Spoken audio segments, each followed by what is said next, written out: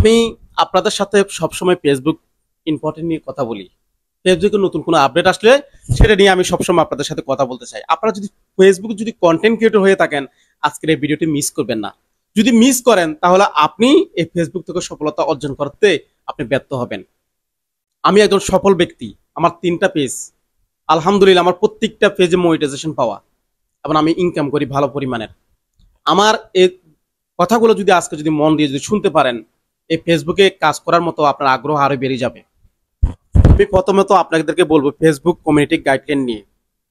ফেসবুকে community guideline বলতে কি বোঝায়?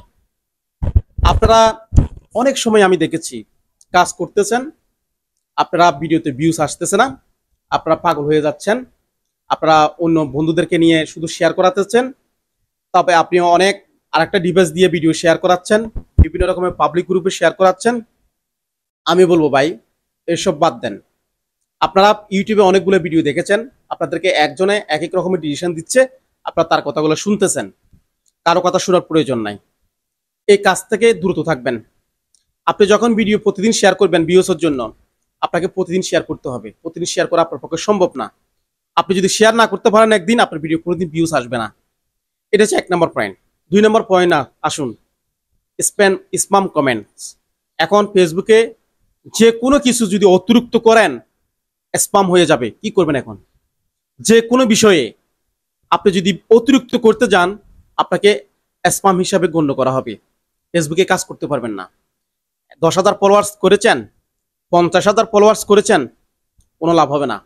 সব চলে যাবে, একদিনের মধ্যে সব চলে যাবে। মনিটাইজেশন পেয়েছেন, হারাবেন, সব কিছু হারাবেন। এইসব কাজ কোনোদিন ফেসবুকে করতে পারবেন না। আপনি যেভাবে ভিডিও আপলোড করতেছেন সেভাবে ভিডিও আপলোড করতে থাকেন, আপনার কোনো সমস্যা নাই। আপনি কাজ করতে থাকেন, আপনার ভিডিও একদিন একদিন ভাইরাল হবে, পরেও তো যাবে।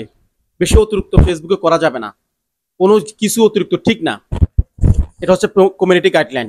এবার আসেন, আমি আপনাদেরকে কিছু ভুল ধরিয়ে দিব। আপনারা যারা রীতিমতো ফেসবুকে কাজ করেন, আপনারা ভিডিওতে এসে কি বলেন? ভাই আমার ভিডিওতে যারা দেখবেন তারা নিচের 3জনকে রিপ্লাই কমেন্ট করবেন না, আপনি দেখবেন জাদু, দেখবেন জাদু জাদু। কিরে ভাই, এটা কি? আপনি কি কন্টেন্ট ক্রিয়েটর? আপনি কি কন্টেন্ট ক্রিয়েটর? আপনি সত্যিকার কি একজন কন্টেন্ট ক্রিয়েটর? আপনার মুখে দিয়ে কথা কেন আসে? আপনার ভিডিওতে পিছনে আরেকজনকে কমেন্ট করতে হবে, সেটা আপনাকে বলা লাগবে কেন? ভাই আপনার কাজ হচ্ছে কন্টেন্ট বানানো, মানুষকে বিনোদন দেওয়ার জন্য আসছেন আপনি। মানুষকে ব্ল্যাকমেল করার জন্য তো আপনি আসেন নাই। আপনি মানুষকে কেন ব্ল্যাকমেল করবেন? এসব কাজ থেকে যারা বিরত থাকতে পারবে তারা ফেসবুকে কাজ করতে পারবে।